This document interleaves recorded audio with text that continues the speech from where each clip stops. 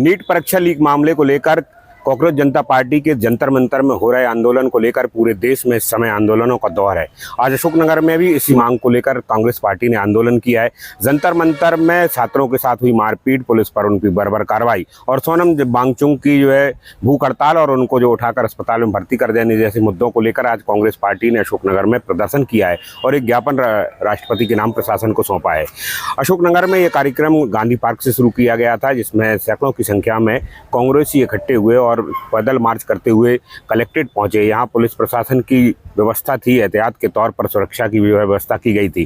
कांग्रेसियों ने यहाँ जमकर नारेबाजी की है, प्रधानमंत्री के खिलाफ की है, अमित शाह के खिलाफ की है। साथ ही उन्होंने धर्मेंद्र प्रधान के इस्तीफे की मांग भी की है। इसके अलावा इस पूरे जो है प्रदर्शन का सबसे बड़ा और अहम पहलू ये था कि इसमें कुछ छात्र प्रतीकात्मक तौर पर शामिल थे, जिसमें से कुछ छात्र घटना में घायल हुए हैं, उनके तहत जो है सर पर और हाथों में पट्टी बांधे हुए थे। इसके अलावा जिन छात्रों ने इस पूरे नीट परीक्षा के कारण आत्महत्या कर ली है, उनको श्रद्धांजलि देने के लिए कुछ छात्र जो है गले में फांसी के फंदे के प्रतीक स्वरूप में भी आए थे, तथा कुछ छात्र जिस तरह से जो है दिल्ली के जंतर मंतर में गिरफ्तार किए गए, तो हथकड़ियों में भी इस पूरे के पूरे जो है धरना प्रदर्शन के दौरान रहे थे। और इन्होंने छात्रों ने भी अपनी मांग दोहराई है और सरकार से मांग फिर से कही है कि शिक्षा मंत्री का इस्तीफा दें और नीट पेपर मामले में जो दोषी हैं उन पर कड़ी कार्रवाई की जाए। देखिए, गांधी का भी देश है, भगत सिंह का भी देश है, बाबा साहब अम्बेडकर का भी देश है। छात्र शांतिपूर्ण अपना प्रदर्शन कर रहे थे, लेकिन हम देखते हैं एक दिन अचानक सोनम वांगचुक जी को वहां से उठा लिया जाता है। सुबह 7 बजे सोनम वांगचुक को पुलिस आती है, कपड़े में ढक के ले जाती है। उसके बाद छात्रों अगले दिन जब छात्र एक दोबारा धरना देने के एकत्रित होते हैं, उन पर लाठियाँ बांधी जाती हैं। क्या आप बताइए, ये फांसी का फंदा है। इस मोदी सरकार ने छात्रों के गले तक फांसी का फंदा पहुँचा दिया। मेरे जैसे 21 नौजवान साथियों ने वो फंदा अपने गले में डालकर अपनी मृत्यु हो गई है।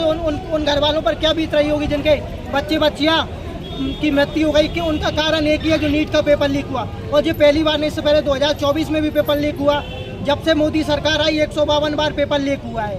आपकी क्या मांग है? हमारी सीधी मांग है, धर्मेंद्र प्रधान जी का इस्तीफा हो और जो बड़े बड़े माफिया हैं, कोचिंग माफिया, मगरमच्छ हैं जो लीक कराते हैं, उन पे कार्रवाई हो। भाजपा निरंतर शिक्षा को जकड़ने का प्रयास कर रही है, उसके लिए आज हमने ये जंजीरें हाथों में बांधी है। शिक्षा के लिए जकड़ने का काम कर रही है भाजपा सरकार। जिस तरीके से दिल्ली में हम देख रहे हैं कि स्टूडेंटों का प्रोटेस्ट चल रहा है, तो जिस तरह से बच्चों के ऊपर लाठियाँ भांजी जा रही हैं, आंसू गैस के गोले फेंके जा रहे हैं, तो उस संबंध में क्या कहेंगे आप? ये बहुत ही गलत है। छात्र अपना हक मांग रहे हैं, ना कि किसी का वो मांग रहा है, इस्तीफा मांग रहे हैं। धर्मेंद्र प्रधान का इस्तीफा क्यों नहीं दिया जाता? धर्मेंद्र प्रधान जी आखिरकार कहीं ना कहीं गलत है। हमारे छात्र निरंतर युवाओं में लाठीचार्ज किया जा रहा है, आंसू के गोले दागे जा रहे हैं, तो ये कहीं ना कहीं गलत है। हमारे भारत में सबको सवाल पूछने का हक है सरकार से, तो ऐसा क्यों कर रही है आजकल भाजपा सरकार? जैसा कि आप सबको विदित है कि परसों राहुल गांधी जो कि छात्रों की आवाज़ उठा रहे थे और उनसे मिलने जब जंतर मंतर पर पहुंचे, तो हमारे छात्रों के साथ भाजपा के कुछ गुंडे, और यहाँ वो बताते हैं पुलिस, मुझे लगता है पुलिस नहीं, वो आरएसएस के गुंडे थे, जिन्होंने छात्रों को बर्बरतापूर्वक उन पर लाठीचार्ज किया और बाद में हमारे राहुल गांधी जी पर भी उन्होंने लाठीचार्ज किया और वो भी खून उनके नाक से खून निकला और उन्हें जबरदस्ती घसीट कर उन्हें थाने ले जाया गया।